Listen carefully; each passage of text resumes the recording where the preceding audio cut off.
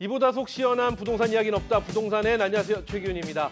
자, 부동산 투자의 성공과 실패를 좌우하는 타이밍, 최고의 부동산 투자 멘토들이 제시하는 최적의 입지와 매매 전략으로 여러분의 부동산 고민, 이제 부동산인이 해결해 드립니다. 자, 현명한 부동산 전략을 세워줄 최고의 부동산 멘토, 미래가치투자연구소 한정훈 대표 오늘도 함께합니다. 안녕하세요. 네, 안녕하세요. 반갑습니다. 저희 이 한정훈 대표와는 이 시간이 날이 가면 갈수록 많은 분들의 사랑을 받고 있는 걸 체감합니다. 아, 그렇습니다. 네, 왜냐하면 저한테 부동산을 물어보더라고요. 사람들이. 그래서 한정훈 대표에게 물어봐라. 그러면 많은 분들이 또 너튜브도 또 활동하고 계시잖아요. 예, 너튜브를 하고 통해서 또 DJ로서 한정훈이라고 검색하면 나오던데 그 안에도 저희에게서 해줬던 이야기 못한 것도 해주시고 하니까 많은 네, 도움이 되는 것 같습니다. 당연하죠. 예, 거기에서도 많은 얘기들, 부동산에 대한 우리 투자 지침 이런 것들을 많은 분들에게 알려드리고 있습니다. 좋습니다. 자, 오늘도 우리 한정훈 대표와 함께 이야기 나눠볼 이슈엔, 그러면 오늘의 주제 바로 만나보도록 하겠습니다. 오늘의 주제 공개합니다. 자, 오늘의 주제입니다. 새 정부의 첫 부동산 대책 어디로 향할까? 자, 새 정부가 들어온 다음에 다양한 어떤 정책들에 대한 발표들, 그리고 확정들, 뭐 특검도 있고요. 그리고 또 증권거래소도 네. 찾아가고 여러 가지 행보들을 보이고 있는데, 자, 이 부동산 정책은 아직 나오지 않았습니다. 그럼 이 네. 부동산 정책, 첫 정책 발표는 과연 언제쯤 나올까요? 곧 나오겠죠? 예, 지금 그 새 정부가 들어오면서 네네. 기대감 이런 것들이 상당히 높은 것 같아요. 그리고 지금 시장에는 실제로 거래량이나 각종 선행 지표들이 네네. 상승을 지금 하고 있는 상승을 예, 한다. 지금 그런 치솟고 있는 지금 상황이거든요. 그래서 빠르게 대책 발표 시기를 지난 정부보다 오히려 빠르게 내놓을 가능성이 상당히 높다 이렇게 지금 보고 있습니다. 왜냐하면은 항상 새 정부가 들어왔을 때 이 부동산에 대한 대책 이런 것들 빨리 나오면 나올수록 시장에 어떤 시장의 안정성 이런 것들을 시그널을 주기 때문에 빨리 나오면 나올수록 좋거든요. 네. 그래서 어쨌든 공급 대책에 관한 내용들이 당기면서 7월 달 정도로 지금 예상을 하고 있어요. 왜냐하면은 7월 달에 하반기 경제 정책 방향에 대한 그런 공급 대책 방향에서 공급 대책이 지금 나올 예정이거든요. 그래서 좀 더 빠른 속도로, 왜냐하면 지난 정부도 역시 쭉 보면은 네. 새 정부가 들어오고 나서 한 달 내지 2달 후에 이런 대책들이 나왔거든요. 그래서 좀 많은 사람들이 지금 기대를 하고 있습니다. 그래서 좀 더 빠른 시간 내에 이 대책이 나올 것이다 지금 이렇게 보고 있습니다. 그래요. 좋습니다. 자, 빠른 시간 안에 7월 정도를 예상을 해주셨는데, 그럼 그때쯤 나온다라고 가정을 하고, 그렇다면 첫 부동산 대책에는 과연 어떤 내용이 주요로 담길지 이것도 시장의 초미의 관심입니다. 네, 그러니까 결국 투트랙인 것 같아요. 투트랙, 왜냐하면은 가장 지금 인식을 크게 현 정부에서 하고 있는 것이 공급이거든요. 이 공급을 늘리기 위한 방법은 민간에서 늘릴 수 있는 재개발, 재건축 활성화, 네. 그리고 공공 임대 분양 이런 것들을 확대하는 투트랙 전략으로 갈 수밖에 없는데 네. 지금 뭐 그리고 이제 또 하나는 지금 뭐 4기 신도시 얘기도 나오잖아요. 네. 그러니까 신도시 또 그리고 기존 신도시 주변의 유휴 부지 이런 것들을 좀 빠르게 개발하는 방안. 한마디로 이 의지, 정부의 의지 그리고 속도감 있게 전방위적인 공급 패키지 이런 것들로 지금 공급을 하려고 하는 그런 강한 정책 의지를 담고 있다 이렇게 지금 보고 있습니다. 그래요. 근데 일각에서는 뭐 일단 어쨌든 지금 현 정부, 그러니까 이재명 정부가 강력히 추진 중인 주요 정책 기조 중에 하나는 주택 공급 확대. 그렇죠. 그게 있고요. 또 시장의 자율. 뭐 시장 부동산을 좀 시장에 뭐 넘기는 어떤 자율성에 관한 이야기도 나오고 있는데, 일각에서 가장 최대 걸림돌은 이 재건축 초과 이익 환수제 폐지 계획, 뭐 어떤 이 부분에 가장 큰 걸림돌이라는 일각의 의견들이 있는데, 이 부분에 대해서는 어떻게 생각하시는지, 공급 확대의 실효성에 대한 의문도 좀 제기가 된다. 여러 가지 의견이 나오고 있습니다. 대표님 좀 정리를 좀 해주시면 좋을 것 같아요. 네, 지금 가장 현 정부에서 시급하게 보는 게 공급이잖아요. 네네. 제가 예전에도 얘기했듯이. 근데 이 공급을 늘리기 위해서는 지금 공급 목표가 5년 동안 250만 호거든요. 250만 호. 그럼 네. 매년 50만 호씩을 공급을 해야 되는 이 정말 역대급 공급 계획이에요, 사실은. 이게 이렇게 되는데, 그렇다면 이제 정비 사업이라고 하는 재개발, 재건축에 대한 규제 완화 이런 것들이 빠르게 진행이 돼서 네. 빠르게 이제 해서 이제 속도를 높이겠다는 얘기인데 문제는 이 정비 사업을 재개발 재건축 정비 사업을 활성화시키는 그런 가장 걸림돌이 되는 요인이 이 재건축 초과이익 환수 제도거든요. 네네. 이 재건축 초과이익 환수 제도는 한마디로 얘기하면은 조합 설립이 돼서 나중에 이제 그 등기가 나오는 거죠. 네네네. 입주하는 시점 그때까지 소유자한테 한마디로 최대 8천만 원, 일 1인당 이익이 8천만 원이 넘으면은 최대 50%까지 세금을 매기겠다는 거예요. 네, 그러니까 네. 한마디로 내가 집을 팔지 않았는데 실현이 안 된 미실현 이익에 대해서 세금을 매기겠다는 거거든요. 8천만 원 이상부터 8천만 원 이상 그렇죠. 되면 8천만 네. 원까지는 인정을 해주겠다. 인정을 해주겠다는 거죠. 예, 8천만 원 이상 수익이 되면 8,100부터 받겠다 이거잖아요. 그렇죠. 네네. 예, 그러면 네. 최대 50%까지 세금으로 받겠다라는 얘기예요. 그런데 이게 이제 문제가 뭐냐면은 이게 2006년도 이제 집값 안정을 위해서 처음 도입이 됐다가 네. 2017년도까지 유예가 됐어요. 2017년도 유예가 됐고 다시 2018년도부터 다시 지금 이제 살아 있는 제도예요. 네. 그런데 이게 한마디로 내가 이 집을 팔았을 때 이익이 나야지 세금을 내는 거잖아요.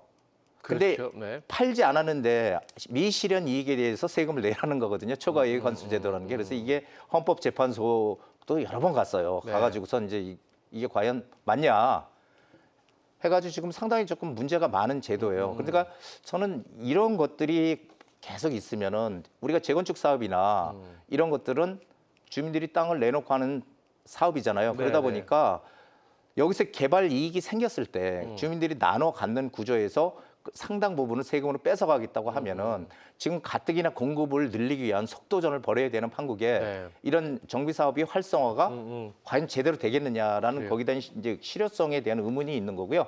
그리고 제가 이제 궁금한 건 한 가지 이런 게 있어요. 네. 그러니까 이게 한마디로 기대 이익이잖아요. 이게 내가 지금 뭐 팔아서 이익을 낸 게 아니고 나중에 팔았을 때 이익이 이만큼 남으니까 세금을 내라 미리 이러잖아요. 그러면은 이익이 안 나서 손해 보면은 그거 정부에서 어떻게 도와주나?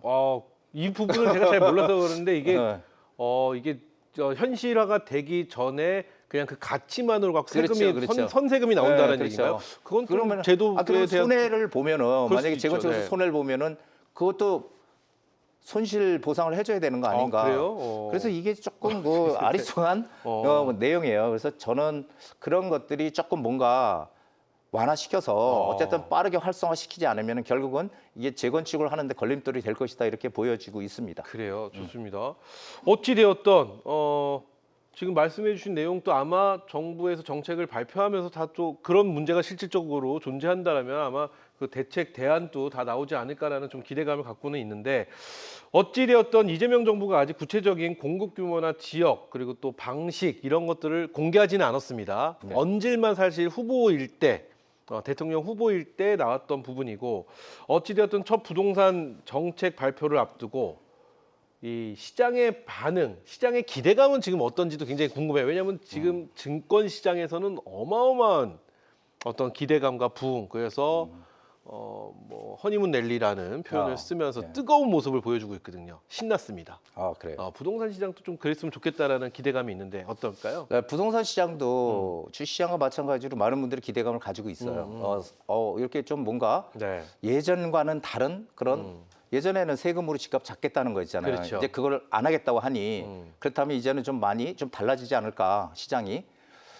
자 그런 기대감 때문인지 모르지만 어쨌든 집값은 계속 지금 상승 곡선을 계속 그리고 있거든요. 풍선 효과, 그 서울시에서 했던 정책에 대한 풍선 효과로 인해서 어제 또 기사를 보니까 그 근처에 네, 다른 다른 지역들, 뭐 용산, 마포, 뭐 성동 이런 쪽이 또 이렇게 풍선 효과로 집값이 오르고 있다 이런 기사가 나오더라고요. 예, 그래서 지금은 이게 그 기대감은 상당히 높은데요. 어쨌든 이게 빠른 속도로 실행이 돼야 되잖아요. 네. 그래서 이 주택 공급 확대를 하는데 지금 사실 현재 나와 있는 정책들 네네. 그런 정책들은 이미 나올 건 다 거의 나와 있어요. 그러니까 한마디로 이 도심의 역세권 주변으로 어떻게 개발을 하느냐, 재건축에 대한 어떤 완화, 각종 완화 모든 건 다 나와 있습니다. 그래서 새롭게 뭔가를 할 수 있는 거는 별로 없을 것 같고 단지 기존에 있던 그런 뭐 상기 신도시라든지 기존 사업들을 갖다가 좀 더 촘촘하게 이렇게 해서 사업 성과를 내는 데 좀 집중해야 되지 않을까 하는 게 제 생각이고요.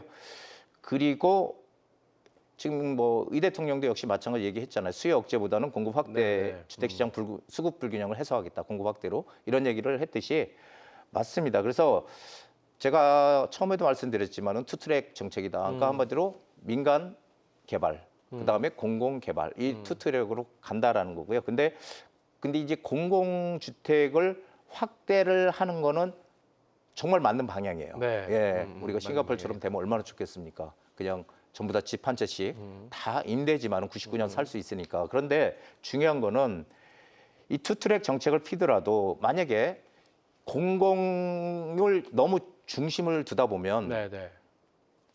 재건축 사업이나 이런 것들을 할 때 우리가 보통 공공기업 부담금이라는 게 있거든요. 네네. 예, 그런 것들을 기부 체납 비율이라고 하는데 그 기부 체납 비율이 오히려 올라가게 되면은 이 정비 사업이 걸림돌이 될 수가 있어요. 그러니까 시장이 거부감이 커질 수 있거든요. 네네. 그래서 사실은 지금 신속 통합 계획이라고 하는 이 재개발 추진 방식이죠. 서울시에서 하는 네네. 그런 방식도 서울시에서 임대 아파트를 한강변에 넣어라. 이렇게 되니까 주민들이 반발을 일으켜서 신속 통합 계획이 지금 성수 쪽에서 하는 게 그 계획인가요? 예, 성수동 맞아요. 성수동 맞죠? 예, 네. 그래서 그런 것들이 서울시에서 지금 한강변 늘어 이렇게 되면 자꾸 반발이 일어나고 해서 네네. 자꾸 사업이 안 되거든요. 그래서 그런 거를 좀 봐서 한마디로 얘기해서 너무 그 공공의 부담을 늘리되 그렇더라고 하더라도 이런 일반 주민들의 부담이 작은 그런 빠르게 갈 수 있는 그런 정책들을 좀 만들어야 되는 게 아닌가 싶습니다. 예. 말씀을 쭉 듣다 보니까 말씀 중에서 좀 와닿는 게 유사한 주택 공급 계획이 지난 정권에서 여러 차례 네. 있었다라는 것, 그리고 지금 뭐 사실은 민간이나 공공의 어떤 주택 공급 이게 관점을 맞춘다라는 말씀. 근데 중요한 건 이건 것 같아요. 말씀을 듣다 보니까 이 공급 목표보다는 정말로 좀 현실적인 계획으로 해서 이것이 정말 이루어질 수 있는 그런 게 더 필요하지 않겠느냐 이런 의견으로 들립니다. 이 부분에 대해서 어떻게 생각할까? 이게 현실화가 늘 항상 문제잖아요. 그렇죠. 그러니까 지금 연애를 책으로 배우면 안 된다는 것처럼. 네. 이론하고 현실하고 안 맞죠. 그렇죠. 현실과 이론은 좀 다른지라 이 부분에 대해서는 어떤 의견을 갖고 계실까요? 예, 현 정부에서 어쨌든 그 세금으로 집값을 잡는 네. 이런 정책은 이제 하지 않겠다. 이렇게 이제 대통령이 얘기를 했잖아요. 예, 그래서 부동산 정책에는 크게 그렇게 변화가 없을 것이다라고 보여져요. 그래요? 왜 그러냐면은 지금 뭐 이미 나와 있는 규제 대책이 거의 다 나와 있고 네. 그리고 특별히 바뀔 건 없는 것 같아요. 바뀔 건 없는 것 같은데 그런데 이제 재건축 재개발 활성화를 위해서는 네. 이게 사업 주체가 민간이 주체가 돼서 어차피 해야 될 수밖에 없거든요. 왜냐하면은 이 공공이라는 건 한계가 존재하잖아요. 네네. 왜냐하면 재원이 있어야 되니까 돈이 있어야 되니까 땅을 정부에서 사들여서 거기다가 임대주택을 지어야 되잖아요. 그러니까 한계가 존재하죠. 그렇죠. 그러니까 결국은 민간 사업을 활성화시켜서 해야 되는데 그렇다면 민간 사업 하려면 어떻게 수익성이 보장이 돼야지 할 거 아니에요. 그렇죠. 수익성이 보장이 돼야 되는 거고요. 그리고 공공 주도 사업으로 너무 밀어붙이게 되면은 이게 사업이 빨리 진행이 안 될 것이다. 그거는 지난 우리 문재인 정부 때도 우리가 여실히 겪었죠. 공공으로 시행을 하려고 했던 것들이 다 제동이 걸렸잖아요. 네. 그래서 그런 것들도 좀 참고를 하셨으면 좋겠다 이런 생각합니다. 그래요. 말씀 중에 이런 말씀도 하셨어요. 그 세금 정책으로 집값을 잡지 않겠다라고 대통령께서 예. 여러 차례 말씀을 하셨다 이렇게 말씀하셨는데 그래서 가만히 생각해 보면 그렇다면 어떤 방법이 있을까를 혼자서 고민하게 되는데 이 부분에 대해서 어떤 생각을 갖고 계실까요, 대표님께서는? 세금으로 집값을 잡지 않겠다. 방법이 있나요? 예, 뭐가 지금은 제가 보기엔 그래요. 우리가 처음에 방송할 때도 그런 얘기했지만 네네. 특별히 정책은 달라질 건 특별히 없다. 부동산 쪽에서? 부동산 쪽에서 특별히 네. 내놓을 규제책도 없고요. 그래서 정부에서 어쨌든 공급을 늘리기 위해서 거기에 지금 집중을 하고 있는 상황이고 그리고 그런 인식을 지금 현 대통령도 강하게 지금 가지고 계시니까 과거 지난 정부보다는 한결 진일보된 그때는 정부 세금으로 집 못 사게 하겠다 이런 그렇죠. 정책이었잖아요. 규제가 들어갔었죠. 예, 네. 규제의 일변도의 정책이었다면 지금은 한 단계 진일보한 정책이다 이렇게 이제 판단은 돼요. 그래서 저는 이게 부동산 정책이 성공을 하려면 이 공급을 늘리기 위해서 한 걸음 더 나아가서 규제를 조금 완화해서 규제를 완화한다. 규제를 완화해서 민간이 좀 더 빠른 속도로 공급을 할 수 있는 그런 방안을 만들어가는 이런 정책이 정말 필요하지 않을까 저는 그렇게 생각을 하고 있어요. 오히려 규제를 완화를 해서 민간이 좀 적극적으로 사업에 뛰어들 수 있게끔 그 장을 열어줘서 주택 공급의 확대를 만드는 것이 어떻겠느냐 이런 의견이신데 그래 한번 저희는 뭐 지켜보는 거죠. 어쨌든 예측입니다. 또 보시는 분들께서 여러 가지 생각을 하실 수 있지만 저희는 이런 식의 예측을 한번 해보는데 아직 정권 초기지만 시장에서 뭐 이런 얘기 있습니다. 이게 좀 조심스러운 얘기긴 한데 오히려 진보 정권이 네. 집권을 하면 진보와 보수로 나누겠습니다. 뭐 현 정부에서는 이제 중도의 패러다임을 좀 갖고는 있으나 어찌되었던 진보 정권에서 그러니까 당으로 하겠습니다. 민주당에서 집권을 하게 되면 네. 우리나라는 뭐 민주당 아니면 국힘당 쪽 양쪽 두 당에서만 나오니까 민주당에서 집권을 하게 되면 집값이 상승했다. 라는 얘기가 있습니다. 이 부분에 대해서 일각에 나오는 이 부분은 어떻게 생각하시는지. 굉장히 결국은 그런 것 같아요. 이게 진보 정권에서 집권을 하면은 세금으로 네. 집을 못 사게 하는 정책, 그리고 보수 정권에 들어오게 되면은 한마디로 공급을 확대해서 공급을 늘려서 집값을 안정화시키는 완전히 극과 극으로 지금 갔거든요. 이렇게 그래서 네. 사실은 진보 정권이 들으면 집값이 오르더라. 이런 게 지금 계속 우리 소위 부동산 투자를 조금이라도 해본 분들한테는 그 퍼져 있는 속설 중에 하나죠. 동의하시나요? 예? 동의하시나요?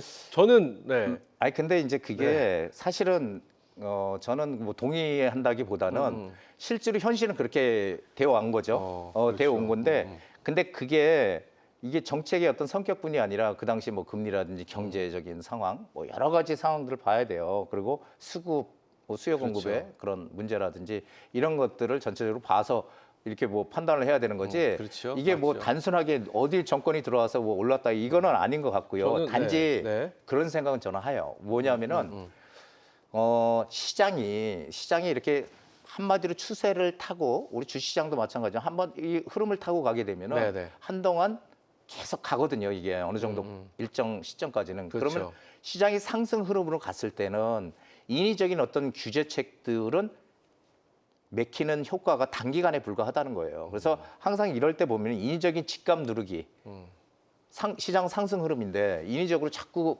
규제로 집값을 잡겠다 이런 정책들은 반드시 부작용을 초래한다는 거죠. 그래서 저는 뭐 어떤 정부가 들어와서 집값이 오르고 이거는 어떻게 그냥 맞았다 그냥 이렇게 우연히 그래요? 이제 그런 생각은 하지만 현재 상황은 저는 그래서 현재 상황을 항상 저는 과거든 지금의 상황들을 지켜봐라 이런 얘기를 많이 하는데 그러니까 현재 상황이 호재가 맞냐 악재가 맞냐 그래요. 그러면은 이제 상승 흐름으로 갈지 하락 흐름으로 갈지 알 수 있거든요. 그래서 지금은 이제 상승 흐름으로 가고 있는 거고요. 네, 그리고 네. 금리 인하와 공급 부족이라는 두 가지의 가장 큰 요소가 지금 시장을 흔들고 있다는 거예요. 그래서 시장은 지금 상승 흐름으로 지금 가고 있는 그런 시장이다. 그래서 저는 집값이 오를 가능성이 좀 더 크다. 또 역시나 마찬가지로 집값이 오를 그렇게 가능성이 보고 크다. 있습니다. 저는 이런 생각이 좀 들더라고요. 이게 이런 얘기 많잖아요. 앞서 질문 드렸던. 그러니까 이게 이 닭이 먼저냐 달걀이 먼저냐 같은데 어쨌든 집값이 오르니까 뭔가 정책으로 해서 누르려고 하고 네. 이게 주식은 6개월 선반영이라고 하잖아요. 시장에 대한 6개월 선반영.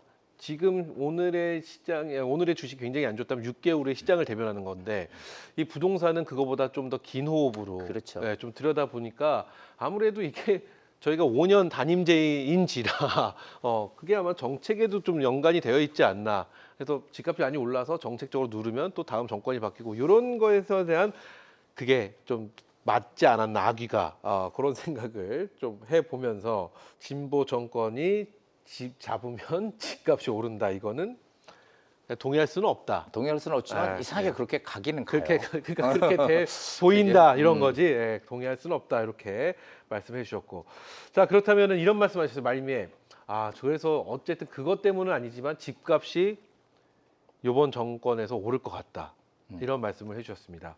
자 그러면 결국은 이제 가장 중요한 건 우리 투자자 그리고 실소유자들입니다. 어떤 전략을 갖고 세워야 될지 먼저.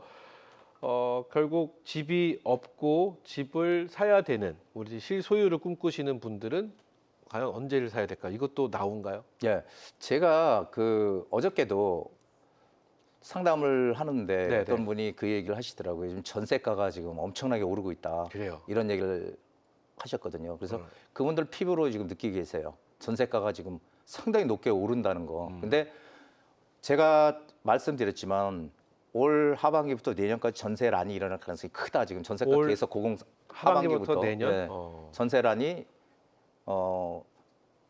크게 일어날 것이다. 그래서 저는 이 무주택자나 이런 분들은 지금 전세가 계속 오르거든요. 네네. 근데 계속 전세가 오르는데 계속 이러고 있으면 안 된다는 거예요. 무조건 전세가가 더 오르기 전에 네네. 빠르게 내 집 장만을 꼭 하시라고 전 정말 말씀드리고 싶어요. 그리고 그 유주택자 같은 경우는 네, 이제 유주택자, 투자 관점으로 예. 보시는 분들, 투자를 하시려는 분들 어떤 관점으로 저는 이제 생각하실까요? 항상 그런 얘기를 하죠. 어떤 정책, 정부가 어떤 정부가 들어오고 이게 중요한 게 아니고 지금 시장이 상승 흐름으로 가는지 아니면 하락 흐름으로 가는지 이런 것들을 일단 먼저 보고 그리고 투자에 임해야 되는 게 맞고요. 그리고 상승 흐름이라면, 네, 상승 흐름이라면. 네. 정부의 정책 방향에 맞춰 가야 된다. 그럼 정부 정책 방향은 지금 공급이잖아요. 그러면은 공급은 투 트랙이라고 그랬잖아요. 민간, 그다음에 공공. 그렇다면 공공 우리가 투자를 할 수 있는 대상이 아니니까. 그렇죠. 그렇다면 우리는 민간의 공급을 늘릴 수 있는 방법 재개발, 재건축이잖아요. 그 방향대로만 가면은 절대 투자해서 손실을 본다든지 하는 일은 없어요. 좀 더 남들보다 빠르게 갈 수 있는 우리가 지혜를 얻을 수 있는 것이죠. 그렇게 우리 투자를 하시는 분들한테는 그렇게 좀 말씀드리고 싶습니다. 그래요. 이렇게 해서 저희가 마무리로 전략까지 살펴봤습니다. 자, 여기까지입니다. 오늘의 이슈 만나봤는데요. 최고의 부동산 멘토 우리 한정훈 대표의 조언 참고하셔서 내 집 마련 또는 성공적인 부동산 투자의 전략을 세워보시기 바랍니다.